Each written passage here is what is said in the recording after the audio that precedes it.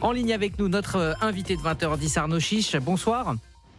Bonsoir. Merci d'être avec nous ce soir sur Europe 1. Vous êtes médecin réanimateur, président du collectif Santé en danger. On va longuement parler des inquiétudes des soignants face à ces économies qui se profilent. Mais juste avant, évidemment, je voulais vous entendre sur le dispositif mis en place pour faire face à cet épisode de canicule. Est-ce que les équipes ont été renforcées? Est-ce que l'hôpital en France est prêt à accueillir des patients qui pourraient être victimes de cette canicule?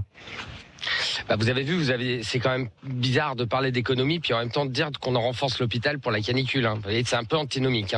La réponse est non, c'est pas pour inquiéter les auditeurs, c'est parce que l'été, on est déjà en sous-effectif de base. C'est une manière structurelle parce que le personnel part en vacances et donc on est obligé de fermer des lits. Donc le personnel qui est présent est concerné et sera prêt, répondra présent. Mais est-ce que l'hôpital aujourd'hui est suffisamment fort pour accueillir des patients imprévus à l'hôpital? La réponse est non, ça c'est sûr. Alors Arnaud Chiche, la Cour des comptes alertait il y a quelques mois sur le déficit de l'hôpital ces dernières années. On parle de 3 milliards par an. Comment vous expliquez un tel déficit? Je vais vous expliquer, c'est très très simple. Le problème du déficit des hôpitaux, c'est le poids de l'administration française. Il y a un rapport de l'OCDE qui a d'ailleurs été défendu aussi par Jean-Louis Borloo il n'y a pas longtemps. En France, le poids de l'administratif, c'est entre 30 et 32% sur le budget santé. En Allemagne, c'est 20%. Si on s'alignait sur la place de l'administration en Allemagne, on ferait 18 milliards d'économies par an. Voilà. On n'a jamais été autant vampirisé par l'administration. On n'a jamais aussi mal soigné les gens. Et en plus, on va dire aux Français, maintenant, on va faire des économies. Il faut absolument faire des économies sur l'hôpital. Donc, si on parle d'argent, moi, je vous demande de faire un focus sur le poids de l'administration en France. On est vampirisé par des agences, par des sociétés de contrôle. C'est vraiment le millefeuille administratif par définition. Tant qu'on n'a pas de souci d'argent, écoutez, s'il y a des métiers pour tout le monde, moi ça me va très bien. Mais à partir du moment où on dit il va falloir faire des économies pour soigner les Français, il y aura moins de soignants, on va devoir faire plus, ça veut dire qu'on dégrade le soin. C'est ça qu'il faut dire. On va dégrader le soin. Mais est-ce que les directeurs d'hôpitaux, ça soigne les gens? Non. Est-ce que les services administratifs, ça soigne les gens? Non. Donc ce serait bien de redonner la vraie mission à l'hôpital, de soigner donc des gens avec des soignants, des infirmières, des aides-soignants, et qu'on arrête de culpabiliser les Français en plein été en disant qu'il va falloir faire des économies sur leur santé. C'est inacceptable et inentendable. Arnaud Chiche, Vincent Roy, une question pour vous. Oui, bonsoir. Écoutez, je vous écoute avec beaucoup d'attention. D'ailleurs, je trouve absolument passionnant ce que vous dites. Et j'ai une question qui est générique et qui se rattache exactement à ce que vous venez de dire. Parce que moi, j'ai connu l'hôpital. Je suis assez vieux pour avoir connu une autre manière d'envisager l'hôpital. Et j'ai une question qui est toute bête. Mais est-ce que l'hôpital, ça doit être rentable ? Monsieur, la réponse, elle est dans votre question. Vous le savez bien que ça ne doit pas être rentable. Est-ce qu'un hôpital, ça fabrique des chaussures? Est-ce qu'un hôpital, ça fabrique des machines à laver? Non. C'est-à-dire qu'il y a des génies qui, un jour, ont fait en 2009 une loi qui a détruit les services publics et la santé publique en France, qui s'est dit que les hôpitaux devaient être rentables sur la santé des Français. Alors en fait, ça veut dire qu'il y a des maladies qui rapportent et des maladies qui coûtent trop cher. Et puis après, on a des gens comme Catherine Vautrin qui expliquent que l'euthanasie en France, ce serait bien. Non, mais il faut arrêter ce cirque. C'est une catastrophe. Non, l'hôpital n'a pas pour mission d'être rentable. L'hôpital a pour mission de faire de la santé publique. Donc, dans les régions où il y a trop d'obèses, on fait de la prévention sur l'obésité. Dans les régions où il y a des insuffisances respiratoires ou trop d'infarctus, on soigne les infarctus. C'est la mission de l'hôpital. Tous ceux qui ont inventé ce système-là de dire que ça doit être rentable, ils ont fabriqué des services administratifs qui étouffent les soignants en leur demandant de remplir des tableaux Excel. On marche sur la tête. Mais à un moment donné, il faut le dire, parce que ça, c'est un gros scandale. Arnaud Chiche, Ophélie Roch a une question pour vous. Oui, bonjour Arnaud.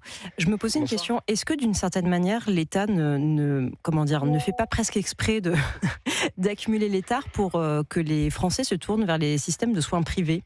Est-ce qu'il n'y aura pas une volonté un peu sous-jacente là-dedans ? C'est une question qui est relativement pertinente.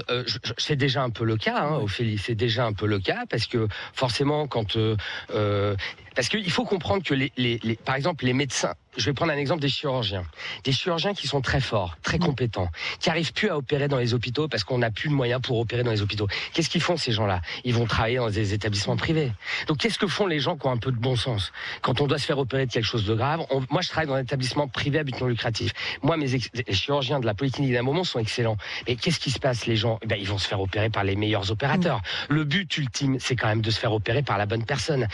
Si vous voulez, ce qui est absolument affreux dans le débat actuel, et personne ne le dit, enfin moi je le dis, dans le collectif Santé en danger, je passe mon temps à le dire.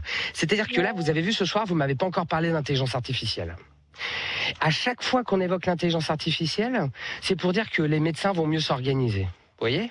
Et qu'on va éviter des consultations. Mais moi, je vais vous le dire, l'intelligence artificielle, à quoi ça doit servir? Ça doit servir à calculer la paye des médecins, des infirmières, des aides-soignants. Ça doit servir à épargner, à supprimer tous ces services administratifs qui prennent un argent fou. Vous vous rendez bien compte?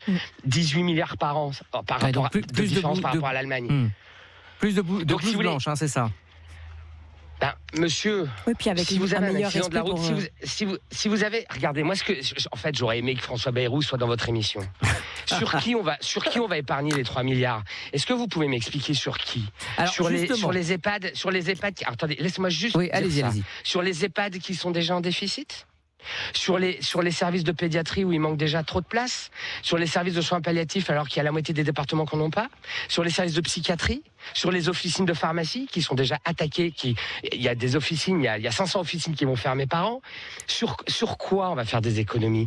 Parce que ce qui est sûr, et je suis désolé, ça fait un peu populiste, ce qui est sûr, c'est François Bayrou, quand lui, il aura un problème de santé, il ira à l'hôpital de Percy et il n'y aura pas de problème.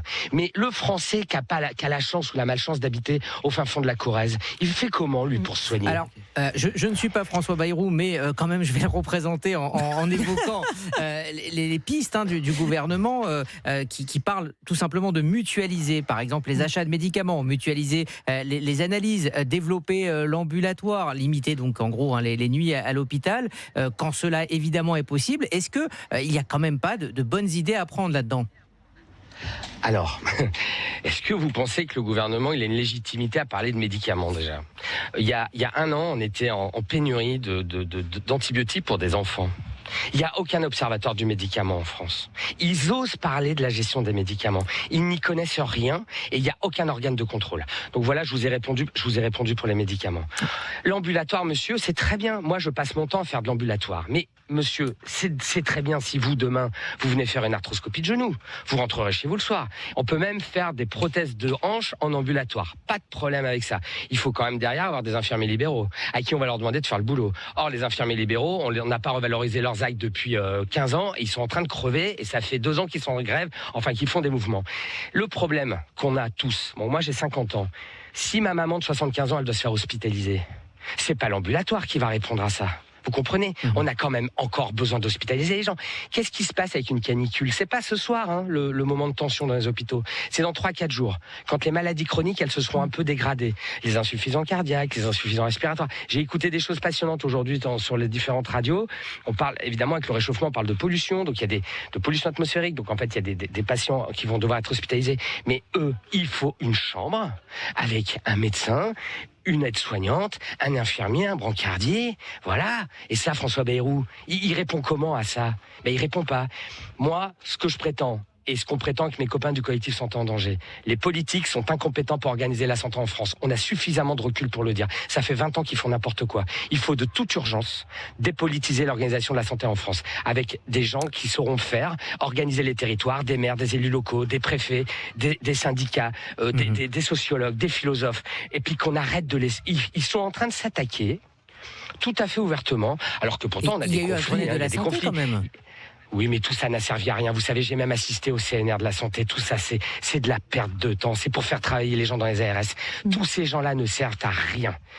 Il faut redéfinir les... Je suis désolé d'être excessif, mais ils le sont bien plus que moi. Vous voyez? Vincent Roy, une question pour vous. Oui, je crois hélas que vous n'êtes pas excessif. Donc, ce qui est pire, d'une certaine façon. Je voudrais.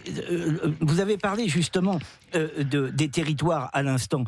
On est en train d'évoquer peut-être l'évolution de la carte hospitalière. Alors ça, c'est pas une petite affaire, ça. Oui, mais vous savez, ils ont déjà tout démoli. Avec les groupes, les GHT, ce qu'on appelle les GHT, vous savez, les groupes d'hôpitaux territoriaux. En fait, il y a déjà des hôpitaux pilotes, et puis autour, les autres hôpitaux, ils prennent les miettes. On fait n'importe quoi.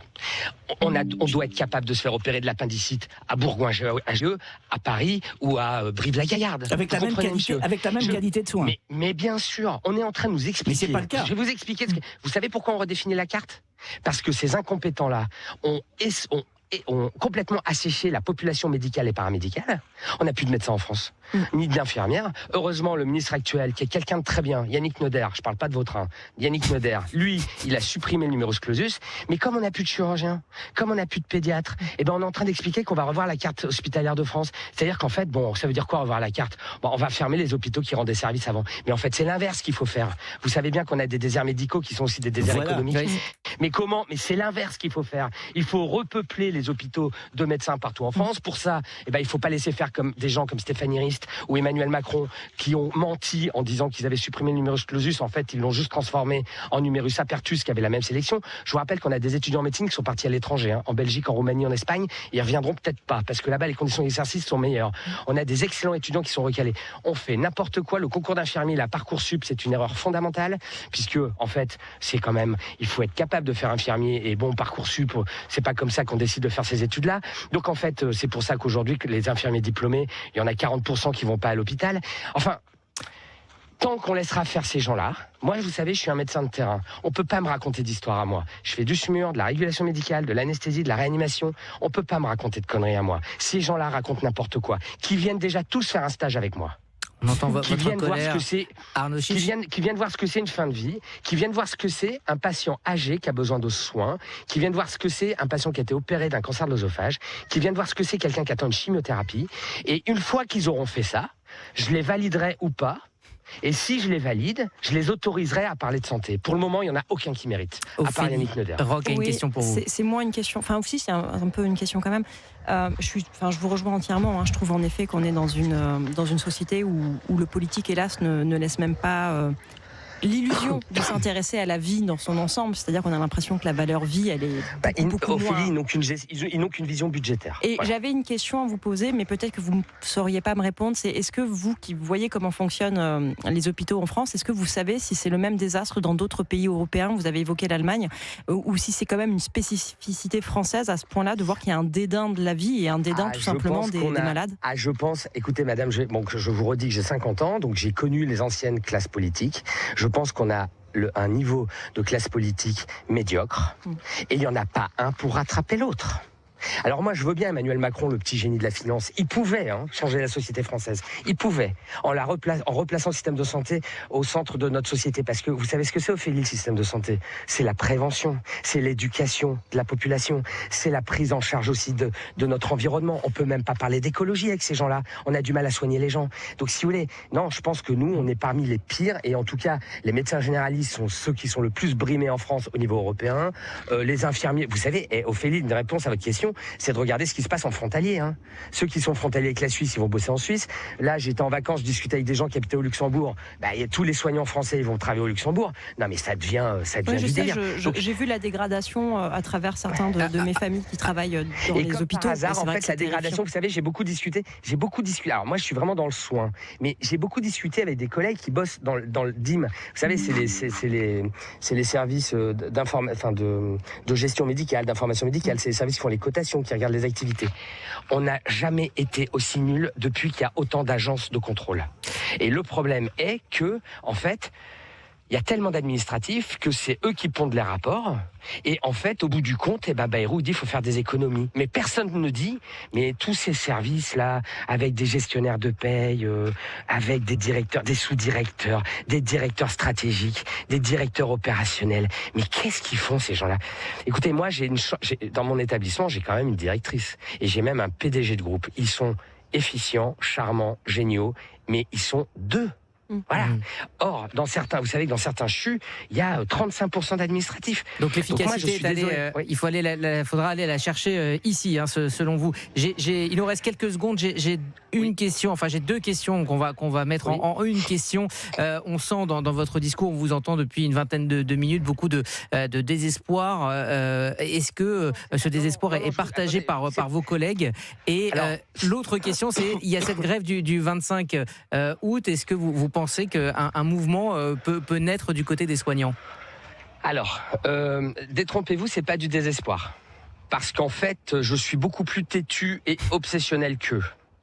Et donc, je suis encore en forme pour le moment. Je vais les faire chier à un point inimaginable. Ça, c'est le premier point, pour vous répondre. Sur la mobilisation, écoutez, je pourrais vous parler de l'opération pharmacie fermée le 16 août. Et effectivement, il va y avoir un mouvement le 25 août de la PHP. Vous savez quel est le mouvement qui va vraiment compter? C'est presque une exclusivité, j'en ai pas beaucoup parlé dans les médias. On est en train d'organiser la plus grande marche blanche de l'histoire de la santé le 4 octobre. Pour les Français, pour leur dire... Vos soignants se mobilisent pour s'assurer qu'on va pouvoir continuer à vous soigner. Je suis en train, pas que moi, on est en train de réunir tous les syndicats, toutes les associations, tous les collectifs pour faire une grande marche blanche silencieuse, symbolique, le 4 octobre à Paris. Et donc après ça, on en reparlera. Voilà. Merci Arnaud Chiche, médecin, anesthésiste, réanimateur et président passionné du collectif Santé en danger.